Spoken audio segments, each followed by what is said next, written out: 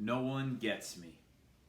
Hebrews chapter 4, verse 15. For we do not have a high priest who is unable to sympathize with our weakness, but one who in every respect has been tempted as we are, yet without sin. Trey is certain that no one understands him. He feels he's going through everything all by himself. It is true that Trey has had a hard life. His dad and mom are divorced. His dad left their family, and his mom now has to work all the time. He has to stay at school every night until it's dark, waiting for his mom to come and get him and his sister. He hates how tired she is. He wants to tell her about school and what's happened there, but she just tells him that she's too busy to even think. He feels that he has no friends, no one who really knows what his life is like. He knows his mom loves him, but he really wants someone to listen to him. Trey knows about Jesus. His mom takes him to church every Sunday, but just like everyone else, Jesus seems far away, and Trey feels alone. He thinks there's no one who really wants to take care of him. Trey doesn't know how much Jesus loves and cares about everything that happens in his life. Trey doesn't know what our verse Hebrews 4:15 says. When our verse talks about a high priest, it means someone who cares about every detail of your life. Someone who talks to God for you. Someone who can take care of your sin.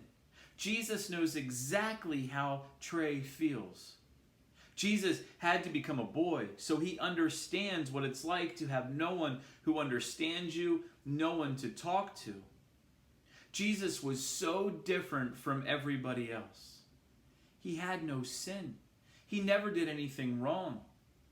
Have you ever been around people who always seem to do good? It's kind of hard to be around them, isn't it? Well, Jesus was the one always doing good. And people hated that so much that they eventually killed him. Even though Jesus was always good, he had to fight against sin.